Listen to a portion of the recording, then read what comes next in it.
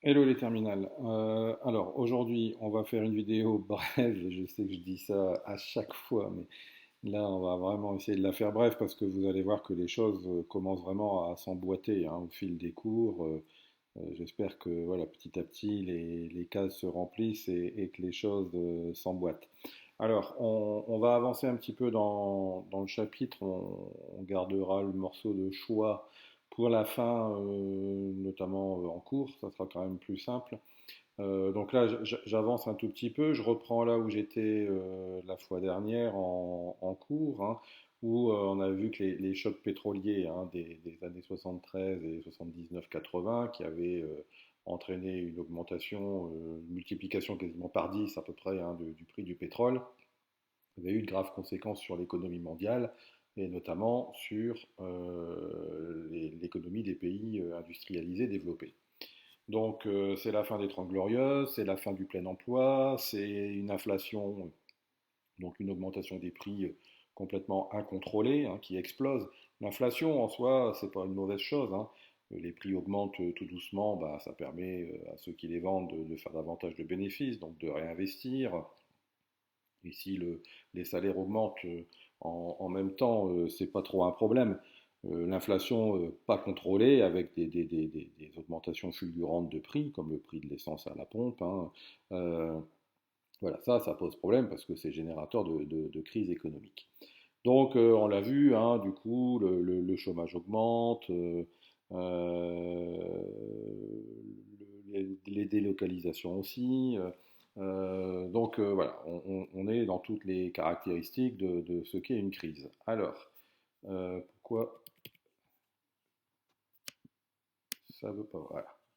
Euh, Ce qui fait que on se retrouve dans, je vous dis, dans le schéma d'une crise et donc bah, on va relancer finalement les politiques classiques hein, pour essayer de faire face à la crise. Et ça, je vous renvoie au chapitre qu'on a fait sur la crise de 29, puisque c'est exactement la même chose, avec d'un côté la possibilité de mettre en place une politique de relance, hein, celle de Keynes, qu'on a vu avec notamment le New Deal, hein, c'est-à-dire que l'État il prend le risque hein, de s'endetter encore davantage. Il emploie des gens pour des politiques de grands travaux qui modernisent le pays. Ça crée de l'emploi, ça augmente le pouvoir d'achat, les gens achètent, donc du coup relance la demande, qui donc relance la production, qui donc permet de récupérer davantage de taxes, voire d'impôts, et donc ça fait rentrer de l'argent dans les caisses de l'État qui récupère l'argent qu'il a investi au départ. Donc ça, c'est voilà, c'est dans un monde idéal. Euh, mais voilà, là, ça ne va pas forcément marcher, on va en parler vite fait après. Ou alors l'autre politique, plus sûre, on va dire, mais beaucoup moins populaire, hein, c'est on fait exactement l'inverse. C'est-à-dire qu'on fait d'abord rentrer de l'argent dans les caisses de l'État avant d'en dépenser. Alors ça se traduit donc du coup par moins de dépenses, moins d'investissement de l'État dans la modernisation du pays, et puis donc augmentation des taxes et des impôts, ce qui permet donc de faire rentrer de l'argent dans les caisses de l'État. Mais je vous dis, c'est pas très populaire, notamment auprès de gens qui, notamment par exemple, perdent leur emploi, donc perdent du pouvoir d'achat et qui, en plus, dans le peu qui leur reste, doivent payer davantage d'impôts. Donc, vous comprenez bien que c'est plus sûr, mais c'est pas populaire du tout. C'est presque même politiquement suicidaire.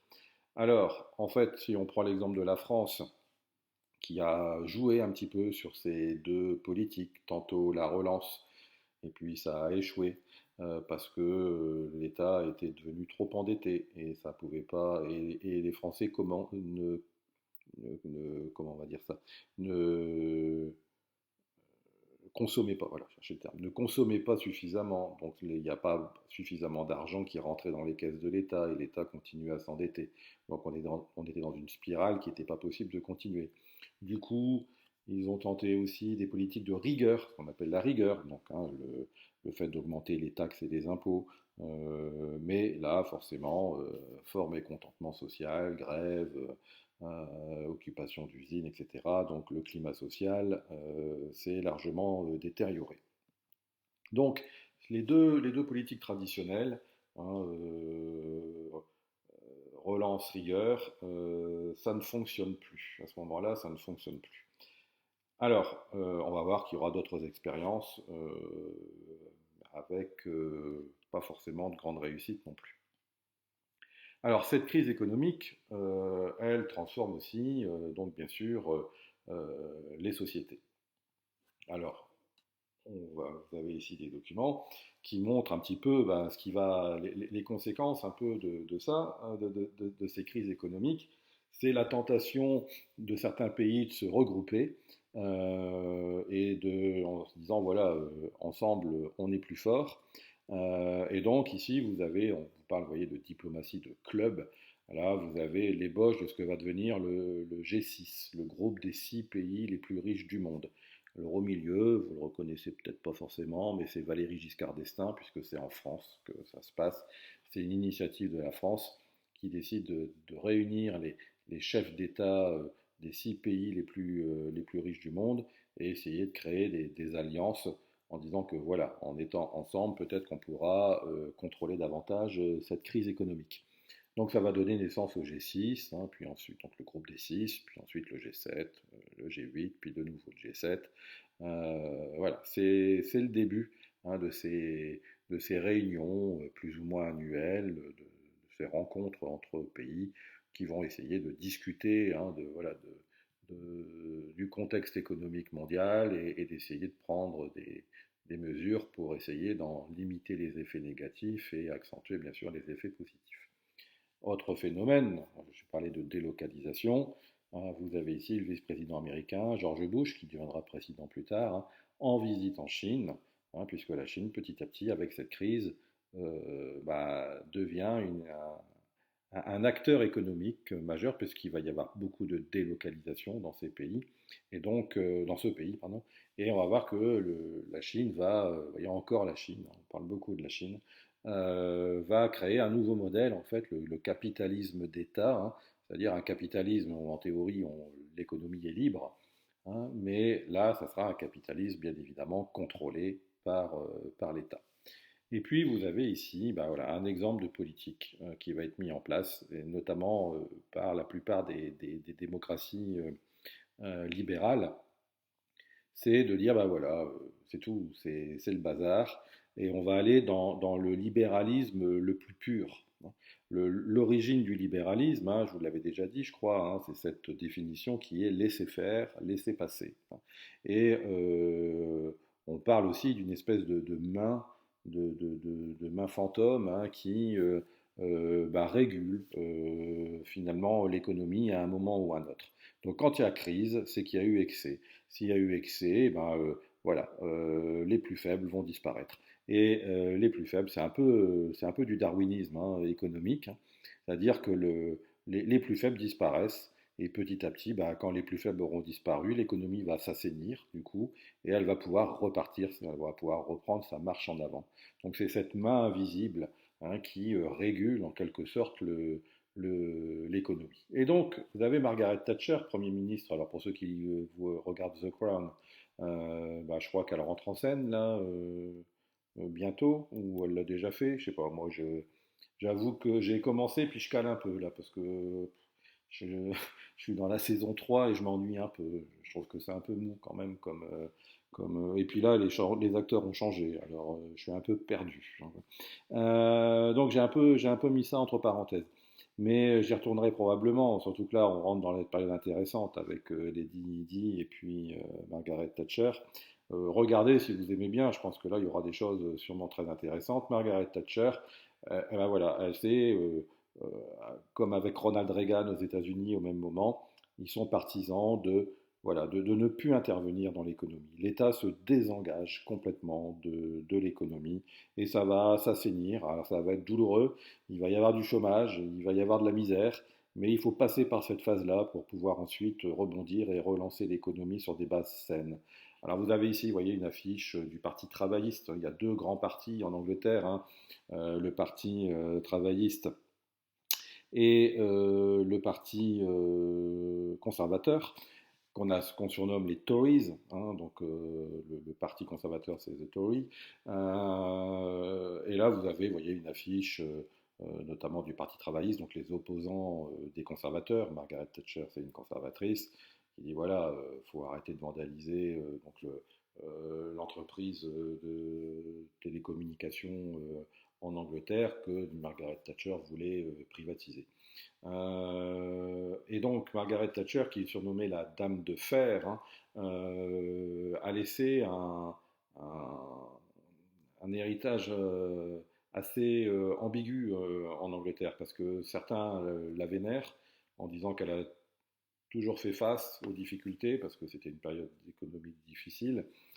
D'autres la détestent parce que c'était vraiment une jusqu'au-boutiste, hein. C'est pour ça qu'on l'appelle la Dame de Fer. Et notamment, il y a eu au Pays de Galles, hein, les mines de charbon ont dû fermer parce que le charbon ne rapportait plus rien. Et donc, elle a décidé de fermer les mines de charbon. Et les mineurs se sont mis en grève pour protester contre cette décision et même en grève de la faim, hein, puisque Margaret Thatcher ne bougeait pas. Donc les mineurs se sont mis en grève de la faim pour que voilà, l'État fasse un geste pour eux, puisqu'ils ils avaient perdu leur boulot, leur maison, etc. Et Margaret Thatcher n'a pas bougé, quoi, en disant bah, s'ils font la grève de la faim, c'est leur problème, mais moi je ne vais pas investir dans un secteur qui est de toute façon voilà, fichu. Le charbon, c'est terminé. Donc voilà, je ne ferai rien pour eux. Et il y a eu des morts, hein, certains sont allés jusqu'au bout, ils sont morts de faim, donc, hein. Et donc beaucoup d'Anglais en veulent à Margaret Thatcher en disant voilà, il y a des gens qui sont morts par sa politique. Ça a donné naissance aussi, ça a contribué beaucoup pour ceux qui écoutent un peu de musique. Je ferai quelque chose hein, sur la musique, notamment sur la page Facebook, sur la musique et la guerre froide, hein, parce qu'il y a quand même pas mal de choses à faire là-dessus, et c'est une façon un petit peu originale de, de- de revoir un peu les différents enjeux de la guerre froide. Et le mouvement punk hein, s'est nourri vraiment de cette période de Thatcher, hein, de la fin des années 70 au début des années 80, et des groupes comme les Sex Pistols, les Clash, etc., faisaient souvent allusion à Margaret Thatcher dans leurs chansons, dans leurs textes, euh, jusque un peu plus tard. Alors je ne sais pas si vous connaissez ça ou pas, parce que c'est un groupe un peu plus confidentiel, mais un groupe anglais majeur dans l'histoire de la musique des années 80. Ouais, des années 80, ça a poursuivi un petit peu après, mais donc les Smiths, dont le chanteur s'appelait Morrissey, qui a fait une carrière après solo, après que le groupe se soit séparé. Il a même écrit une chanson, Margaret on the Guillotine. Ce qui montrait bien un petit peu le niveau de haine hein, que les Anglais pouvaient avoir pour certains auprès de Margaret Thatcher. Et je vous mettrai en lien une petite vidéo d'1 minute 30. Alors elle déconne un peu, il y a le son qui saute à un moment donné, donc on se retrouve en décalage avec l'image, mais bon, ça reste très compréhensible, où on évoque la mort de Margaret Thatcher. Et elle est morte il n'y a pas si longtemps que ça, hein. Et on a fait défiler son cercueil dans les rues de Londres. Et je ne sais pas ce qui a pris à ces gens qui ont décidé de faire ça. Et alors là, on ne voit pas d'image, hein, mais on voit des témoignages, là, mais il y a des gens, quand on a fait défiler le cercueil de Margaret Thatcher dans les rues de Londres, il y avait des gens qui l'applaudissaient, qui applaudissaient le cercueil qui passait, et d'autres qui crachaient sur le cercueil, tellement la haine est restée, enfin le sentiment vraiment ambivalent, hein, soit vraiment de respect de cette femme qui était une femme justement et qui a tenu la dragée haute à beaucoup d'hommes, notamment aussi en Europe, hein. Elle est aussi connue pour une de ses phrases célèbres qui était Give my money back, hein, quand chaque pays membre de l'Union européenne, enfin de la CE à l'époque, devait donner de l'argent hein, pour le fonds commun et qu'elle considérait qu'elle donnait de l'argent plus l'Angleterre ne récupérait de la CE, elle estimait que c'était pas du tout une participation intéressante dans cette organisation économique. Donc elle avait interpellé François Mitterrand à l'époque en tapant du poing sur la table en disant vous me rendez l'argent qu'on vous file parce que sinon on quitte la CE. Déjà à l'époque, hein, il y avait déjà des menaces. Donc voilà, vous regarderez ce petit reportage d'1 minute 30. Je vous ai donné je vais vous mettre un lien aussi pour un ou deux autres petits reportages, notamment sur le Moyen-Orient. Donc voilà, donc de nouvelles stratégies émergent. En 1976, les 6 premiers pays industrialisés décident de créer un groupe, le G6, afin de mieux maîtriser les enjeux économiques mondiaux.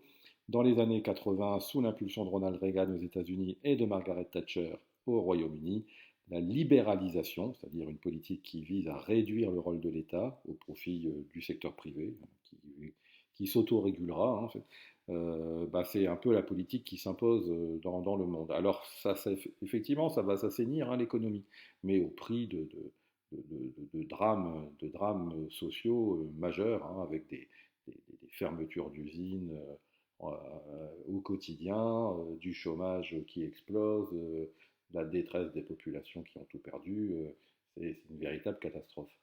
Donc le rôle de l'État est réduit par des privatisations, vente d'entreprises publiques au secteur privé et la dérégulation, suppression des règles qui encadrent les activités économiques. Donc on ne limite plus le temps de travail, on n'impose plus de salaire minimum. Donc les entreprises, vous pensez bien qu'elles s'en donnent à cœur joie, hein, elles font travailler les gens davantage en les payant moins. C'est au prix de ce genre de politique que voilà, la situation s'est un peu assainie. Bon, ça, c'est le lien de la petite vidéo que vous pourrez récupérer sur le mail que je vous enverrai tout à l'heure. Et puis donc, hein, avec la photo qu'on a vue avec le vice-président Bush en visite en Chine, hein, c'est le début aussi de la division internationale du travail, hein, la répartition, on en a déjà parlé aussi plusieurs fois, hein, la répartition des tâches entre différents pays, chacun se spécialisant dans la production qui lui procure le plus d'avantages. Les pays riches et développés se dirigent petit à petit vers la recherche et le développement. Les pays fortement peuplés, peu exigeants en salaire, deviennent un peu les pays ateliers, hein, comme la Chine notamment.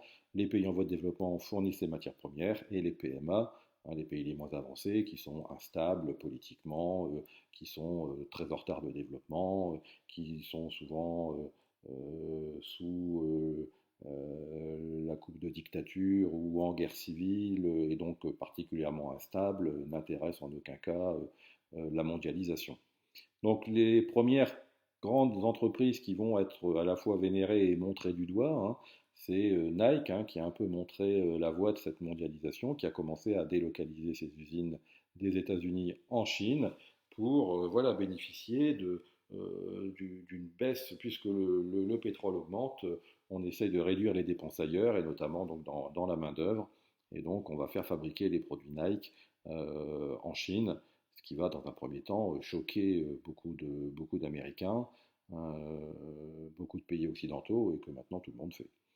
Et donc, je vous parlais tout à l'heure, hein, Deng Xiaoping, qui est Ah oui, non, je vous rappelle, c'est vrai, il faut serrer les dents, hein. Donc, Deng Xiaoping, euh, ça me perturbe moi-même ce que je dis là-bas. La- je vous parlais tout à l'heure du capitalisme d'État, hein, voilà, c'est le capitalisme comme l'entendait Margaret Thatcher, mais contrôlé quand même là par l'État, hein. Je vous rappelle que la Chine ouvre un petit peu son littoral, la bande littorale, donc on développe des ports, on développe des usines, et puis à l'accueil des firmes multinationales, mais ces firmes multinationales n'ont pas le droit de s'implanter à l'intérieur du pays. Ça reste vraiment sur la bande littorale. Ils ont l'obligation d'embaucher de la main-d'œuvre chinoise, ce qui fait que voilà, ces Chinois ont un travail, ont un salaire, le pouvoir d'achat augmente, les taxes augmentent, les impôts augmentent, et ce que l'État chinois récupère de cette mondialisation, qui est vraiment circonscrit à la bande littorale, elle le réinvestit à l'intérieur du pays pour le moderniser. Donc la Chine joue habilement ses avantages dans la division internationale du travail. Elle a une population énorme qui est prête à travailler beaucoup pour pas grand-chose, mais c'est toujours mieux que ce qui n'avait pas, en l'occurrence, auparavant. Les populations des pays occidentaux, petit à petit, du coup, s'adaptent, hein. Comme on rentre quand même plutôt, les activités industrielles diminuent, c'est les activités des services qui se développent surtout, donc le travail des femmes se généralise, le niveau d'études augmente parce que la qualification du travail dans les services tertiaires augmente, donc on assiste aussi à l'allongement de la durée des études, et puis pour faire face un peu au chômage, on propose aux gens de travailler peut-être un peu moins pour travailler un peu plus de monde et ainsi réduire le chômage. Donc c'est le développement du travail à temps partiel qui va bien sûr, quand je dis bien sûr, je ne dis pas que c'est une évidence, mais je le déplore tout autant que vous, mesdemoiselles, mais c'est surtout aux femmes à qui on va proposer le temps partiel, parce qu'on va dire c'est super mesdames, vous pouvez passer la moitié de votre temps dans l'entreprise et l'autre moitié de votre temps à vous occuper des enfants et de la maison. Ce qu'on ne propose pas du tout au départ aux hommes en tout cas. Donc voilà, alors il y a des nouveaux secteurs d'activité qui se développent et comme je vous le disais tout à l'heure, électronique, communication, petit à petit on se tourne vers la haute technologie, ce qui nécessite du coup forcément aussi l'allongement des études, le travail industriel qui n'exige pas de grand savoir-faire, finalement on peut le faire ailleurs. Donc si on veut travailler, eh ben, il faut avoir un haut niveau enfin, un plus haut niveau d'études qu'on ne l'exigeait auparavant. Et donc, du coup, ça va renforcer les inégalités de niveau de vie pour ceux qui ont un travail et qui ont un haut niveau d'études, à ceux qui n'ont ni l'un ni l'autre. Alors, là, je vais très vite parce que c'est purement informatif, hein, on va pas disserter là-dessus. Les nouveaux équilibres et déséquilibres géopolitiques dans le monde, trois exemples, hein. On va voir l'Europe occidentale, tout au moins, le Moyen-Orient, dont on a déjà parlé, et puis à la fin, la chute du bloc soviétique. Alors, en Europe, je vais très vite, je vous donne trois exemples, je ne développe même pas.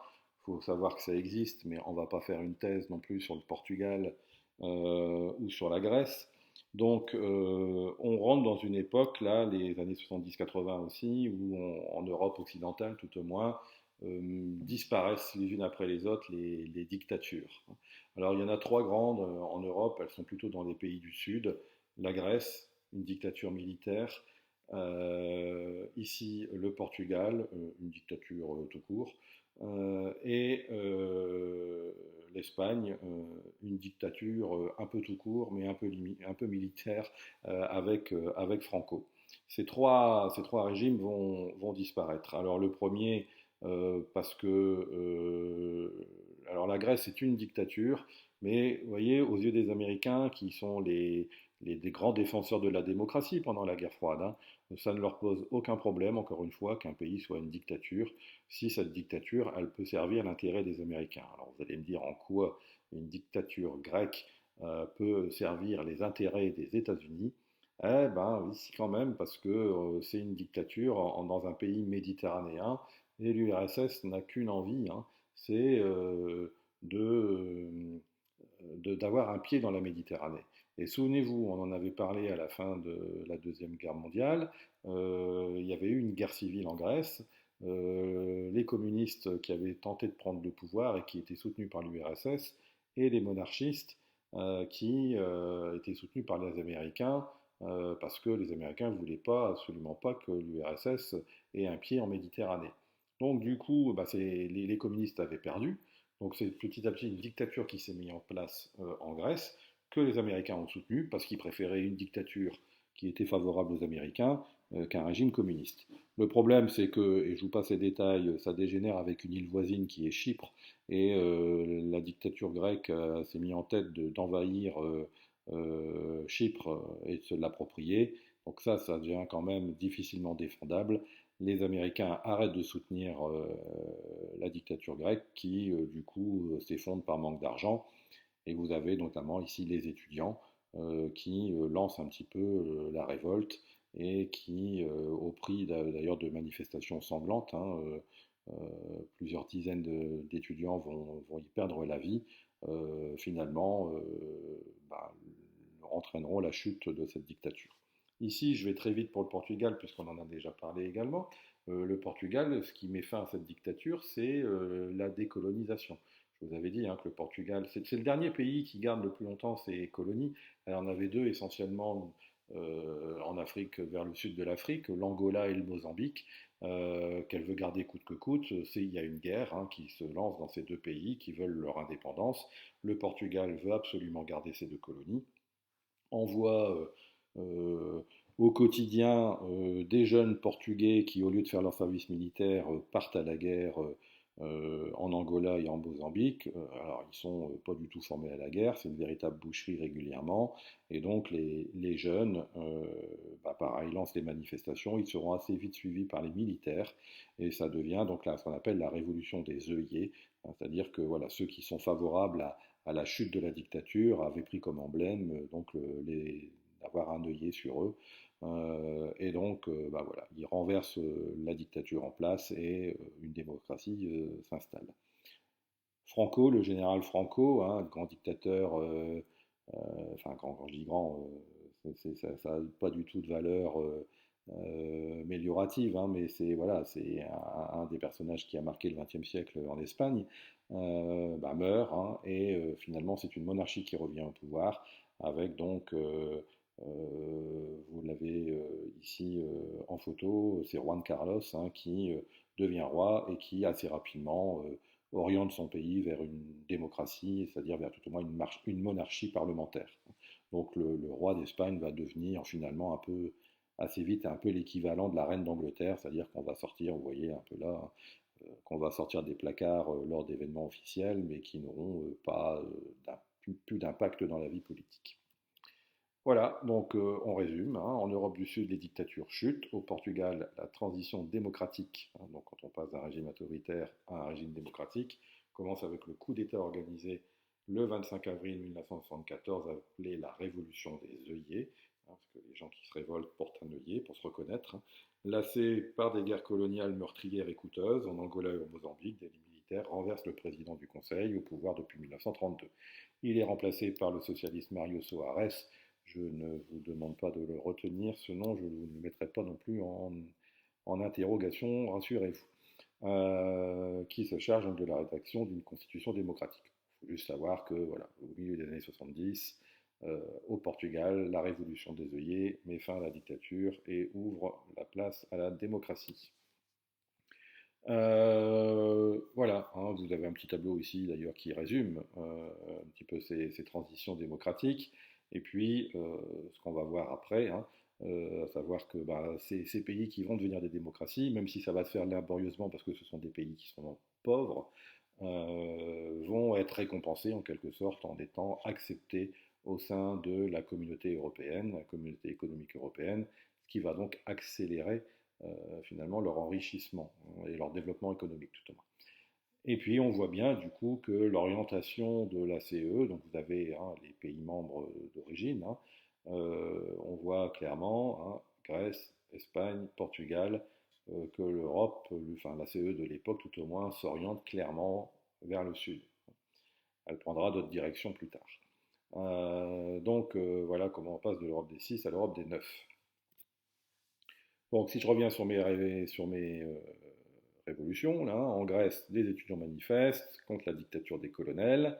1974, hein, donc vous voyez, même année que, que le Portugal, les colonels tentent de s'implanter à Chypre, ce qui donc fait que les États-Unis les lâchent et voilà, le régime tombe.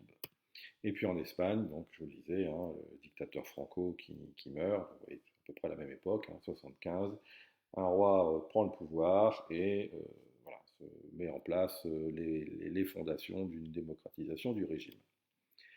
Et comme donc ils sont devenus des démocraties, ce qui est une des conditions sine qua non pour espérer intégrer la CEE, et ben ces pays, petit à petit, après pas mal de négociations, je vous dis, parce qu'ils sont quand même ils étaient à l'époque beaucoup plus fragiles économiquement que les autres pays membres, ben, finalement sont intégrés dans la CE.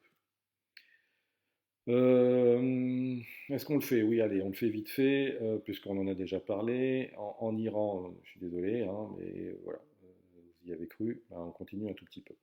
Mais ça, on va aller vite, puisqu'on en a déjà parlé pas mal la dernière fois qu'on s'est vu.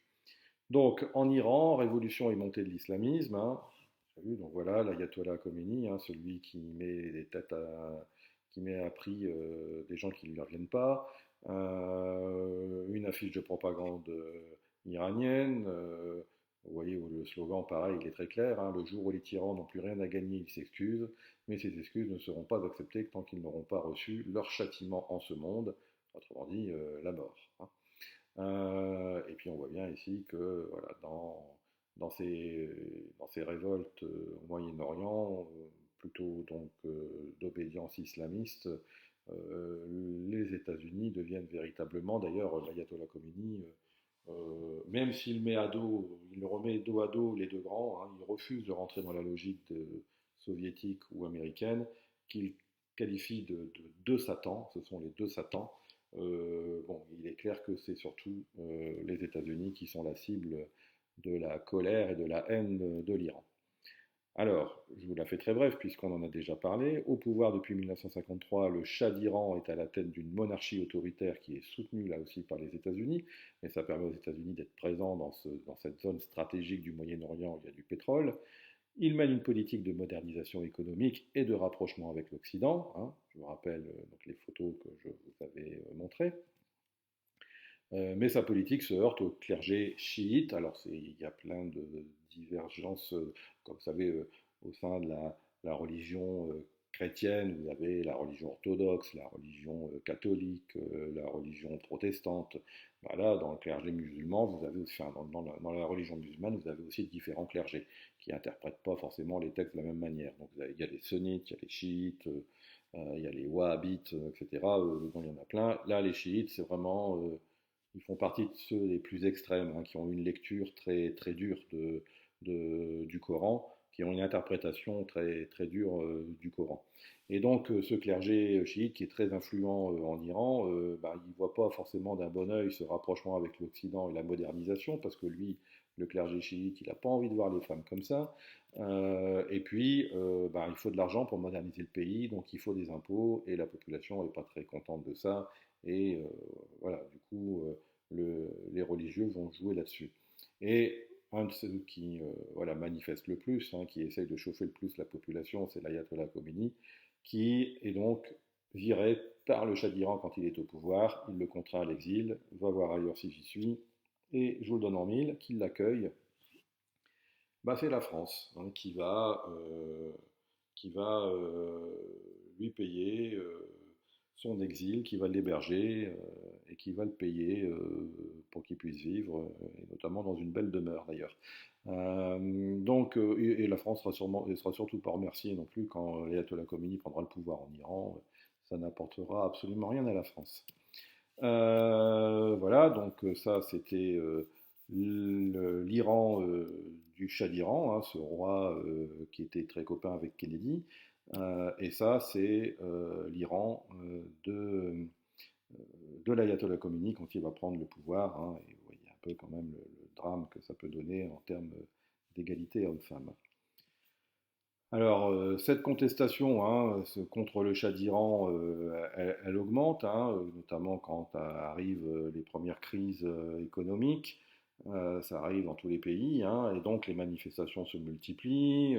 C'est un peu commandité par les religieux. Le Shah d'Iran s'enfuit en espérant revenir avec un peu d'argent. Donc il s'enfuit aux États-Unis, hein, dans l'espoir de demander aux Américains de l'argent. Et vous pensez bien qu'à cette date-là, les Américains, ils sont aussi en crise économique, donc ils n'ont pas d'argent à filer au Shah d'Iran. Et donc, on profite de la fuite du Shah pour que finalement, donc, Khomeini revienne au pouvoir et fasse une révolution, hein, et impose donc l'islamisme en base de la société. Hein, donc, voilà, l'islamisme, hein, c'est vraiment la lecture radicale de l'islam, comme je vous l'ai dit tout à l'heure. Et donc, il s'impose en nouveau chef d'État. Alors, il y a un président, hein, en Iran, mais qui n'a aucun pouvoir. Et donc, voilà, c'est lui qui devient véritablement le chef du pays. Voilà, hein, la Constitution donc lui confère le pouvoir politique, c'est les membres du clergé qui sont finalement au pouvoir, il est nommé guide suprême de la Révolution, c'est lui qui dirige le pays, et puis il exige l'extradition, là il y a un petit bug, c'est réfugié, hein, il y a quelque chose, il y a trop. Il exige le retour du Shah d'Iran en Iran pour le juger, et donc forcément pour le condamner à mort. Les Américains qui ne voulaient pas aider le Shah, ils ne veulent pas non plus le condamner à mort en le renvoyant en Iran, donc il refuse. Du coup, hein, cet ayatollah Khomeini qui n'a peur de rien prend en otage le personnel de l'ambassade américaine. Ce qu'il faut que vous compreniez là, c'est peut-être marginal, de dire qu'est-ce qui nous embête avec ça. Euh, mais on n'avait jamais vu ça, c'est du Far West à cette époque-là. Imaginez ce type qui met à prix la tête d'un écrivain qui ne lui revient pas, et là le type il fait rentrer des gens dans l'ambassade américaine, qu'on le veuille ou non, en diplomatie, voilà, l'ambassade c'est un territoire hein, national, l'ambassade d'Iran, enfin l'ambassade américaine en Iran c'est un territoire américain, et là lui il s'en fout, lui il piétine tout, il piétine les bases du droit international, il se permet je vous dis, de promettre des primes à des gens qui sont prêts à tuer des gens partout dans le monde. Et là, voilà, il fait rentrer un commando dans l'ambassade et il prend en otage des diplomates américains. Je ne sais pas si vous vous rendez compte, ça va durer plus d'un an. Hein, et donc, voilà, c'est du Far West. Il ne respecte aucune loi. Donc il y a un véritable anti-américanisme qui se développe, hein, et petit à petit, ben, l'Iran va se retrouver, c'est peut-être là la base de son malheur actuel, hein, c'est qu'elle s'est vraiment mis à peu près tous les pays à dos, hein, même l'URSS refusera de les soutenir, hein, et voilà, c'est devenu dans les relations internationales un pays complètement écarté, hein, mais en même temps c'est devenu un peu un pays martyr hein, pour les religieux extrémistes en disant voilà, c'est le modèle, hein, ils ont une interprétation pure du Coran et résultat, ils sont mis au banc des nations parce que voilà, les autres sociétés sont pourries. Les Américains vivent dans la luxure, enfin les pays occidentaux, c'est comme ça, et donc ça les arrange de nous mépriser, de nous écarter. Et donc voilà, c'est pour ça que l'islamisme radical va se développer dans plein d'autres pays, parce que on considère que l'Iran est devenu un pays vraiment martyr, hein, alors que finalement c'est tout l'inverse, hein, c'est eux qui ont mis le feu aux poudres. Donc voilà, j'en dis pas plus sur l'Iran, puisque là ensuite on va arriver à la fin, parce qu'il n'y a que deux parties dans ce chapitre, et comme souvent c'est la fin le plus triste, on va voir le triste effondrement du bloc soviétique, mais ça je vous le garde pour une autre fois, parce que là on a pas mal avancé. Voilà, je reste à votre disposition pour d'éventuelles questions. Je vous fixe très rapidement un rendez-vous au sommet pour faire un peu le point là-dessus en fin de semaine, jeudi probablement. Voilà, bonne soirée.